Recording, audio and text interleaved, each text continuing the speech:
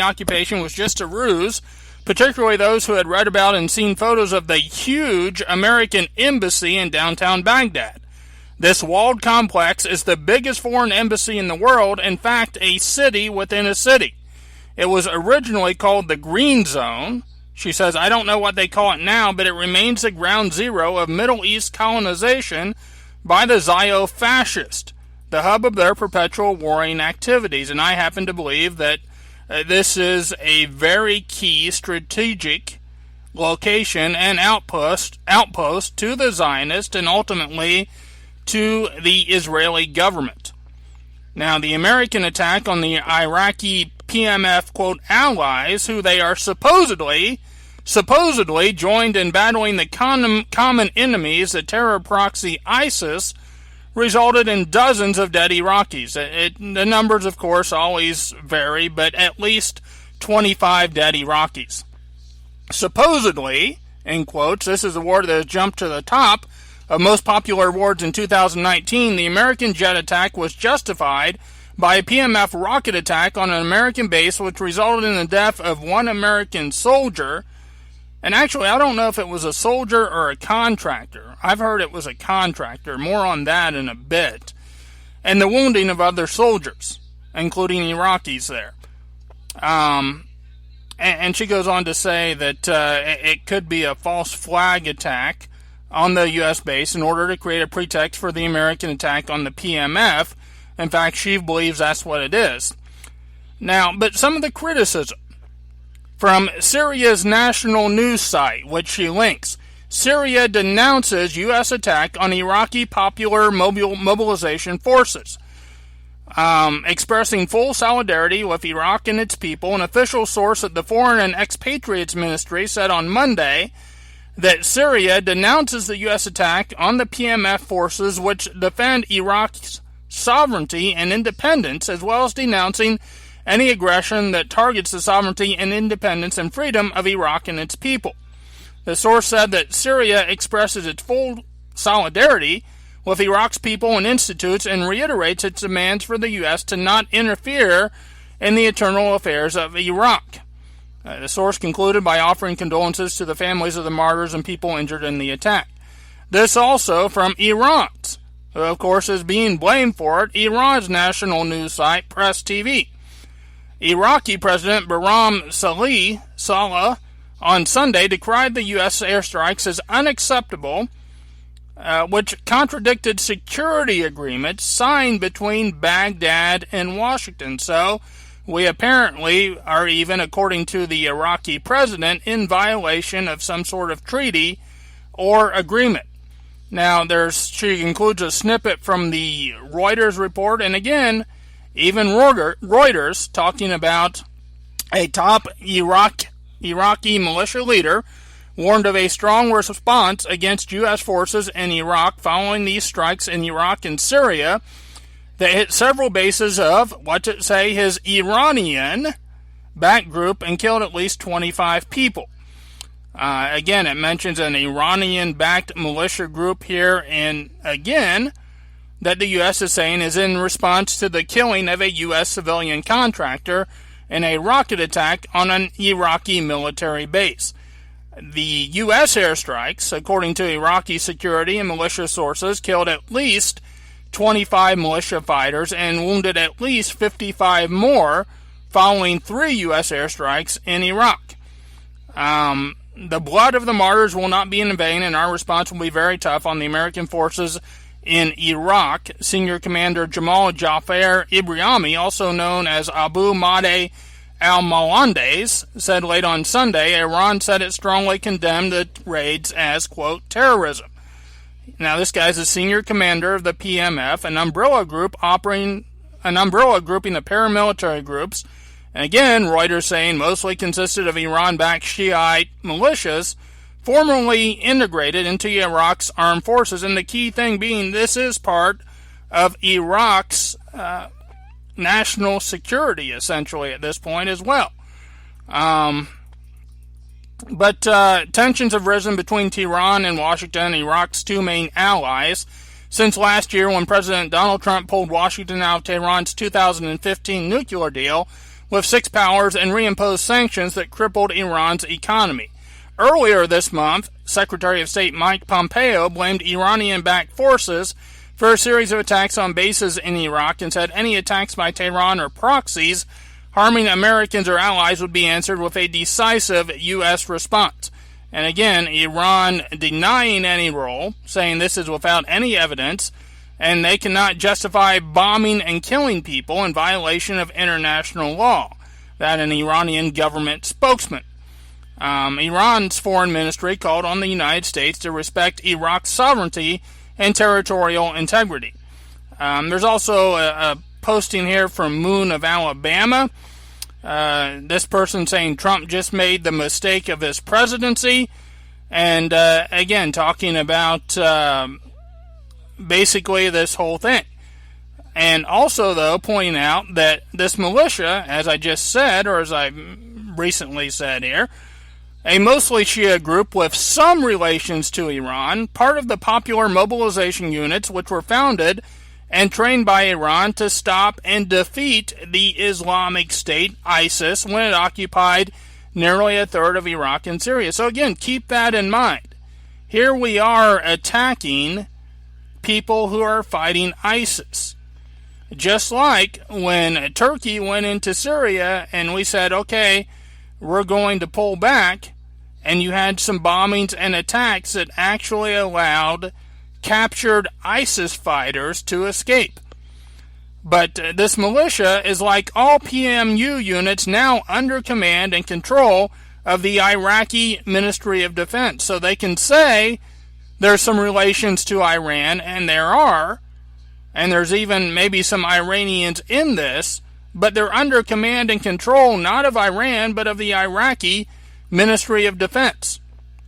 Now again, the U.S. Air Force attacked 5 camps where these forces were stationed. 3 locations in Iraq, 2 locations in Syria. These locations included weapon storage facilities and command and control locations that this militia uses to plan and execute attacks on Operation Inherent Resolve coalition forces.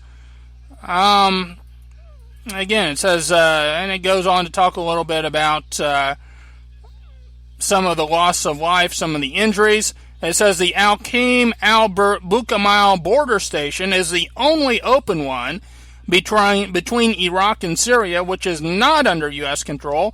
The U.S. was furious when the Iraqi Prime Minister Adil Abdul Mahdi allowed it to be established.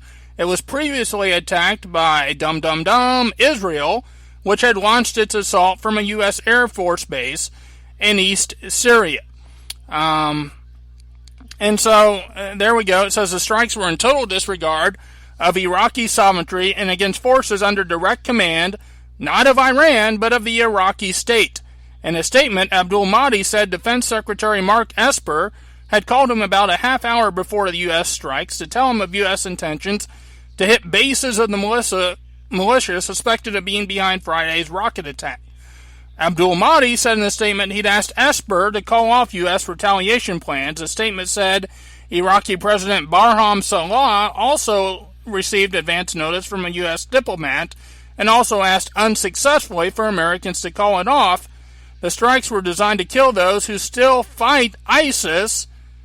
Remember, we're supposed to be fighting ISIS in its most virulent hideouts. And again, these are people that supposedly were our allies, or should be our allies, if in fact we're all over there fighting ISIS. Now, naturally, if you've listened to me for any time, I happen to believe, and I believe there's plenty of reason to believe, that ISIS is actually a creation of the United States, of the CIA, of the Israeli Mossad, and perhaps of Great Britain's MI6 intelligence organizations as well. Again, the Iraqi Prime Minister saying, "We've already confirmed our rejection of any unilateral action by coalition forces or any other forces inside Iraq. We consider it a violation of Iraq's sovereignty and a dangerous escalation that threatens the security of Iraq in the region." Abdul Mahdi now finds himself facing the nightmare possibility of Iranian-linked paramilitaries whose political wings hold enormous sway over his government, going to war with American forces on Iraqi territory, which would compound a disastrous few months in which the deaths of hundreds of protesters have been laid at his feet, prompting him to hand in his resignation to Parliament. So this is just a complete and total mess. Quote here, the American military presence has become a burden for the state of Iraq and a source of aggression against our forces, and therefore it has become mandatory for all of us to expel them from Iraq. This from Iraqi PMU, someone with the Iraqi PMU who we attacked. President Trump had declared he wants U.S. troops to leave the Middle East, but of course, naturally, that has not happened. And again, she goes on to basically say that all of these people are puppets of the Zionists. She's kind of, I don't know if she's trying to give Trump the benefit of the doubt. She's saying Trump probably did not order the attacks, but were ordered by his Zionist controllers. Israel is directly controlling the U.S. military now. Americans, those with only one nationality, not dual, have very little to do with Middle East policy. Pretty soon, Israel will have to double down and use its American bludgeon in one final desperate attack on the ever-strengthening coalition around Iran and its allies, indigenous opposition in the Middle East. And basically, there's even a quote here. It has all the signs of being the dying days of the empire, quote, like Rome, hollowed out and collapsing from the inside out. Pretty soon, due to financial collapse, they will have to bring the barbarians, their trained soldiers/killers, back home and within the gates. Then all hell will break loose. And that probably is kind of on the agenda, so to speak, that get America in another war, deepen the debt, increase the debt, until we do actually financially collapse. Now, there's also, like I said, a belief that this was actually a false flag by us, by our allies, maybe by the United States and Israel together, to legitimize bombing Iraq and Syria. This from globalresearch.ca, Mary Wood, and saying on Friday, December 27th, one or more rockets were fired at an Iraqi base in Kirkuk, which hosts Operation Inherent Resolve coalition forces, reportedly killing one U.S. citizen who's a contractor. By the way, this guy, it is said by some, was a contractor with Exxon and was actually stealing Iraq's oil. Was actually taking Iraq's oil. It says, though, not even ISIS claimed responsibility. The U.S. declared the Iraqi Hezbollah group and Iran's Quds forces, because of linkage, culpable. The U.S. has continuously said blatantly earlier that it doesn't want any Iraqi forces near the borders with Syria, and a clear signal to what? To allow ISIS to resurface in that vital Tehran, Baghdad, Damascus highway. Folks, ISIS has done nothing. The purpose of ISIS has been to cause chaos and destabilization in that region. The reason why ISIS has never been defeated, although, again, Trump claims that they have been or that they're severely weakened, is because it's not the goal, not the U.S. goal, not the Israeli goal, not the British goal for ISIS to be defeated. Again, I gotta go quickly here, or go as quickly as possible. I will have these stories, these links on the American Faith Today Facebook page.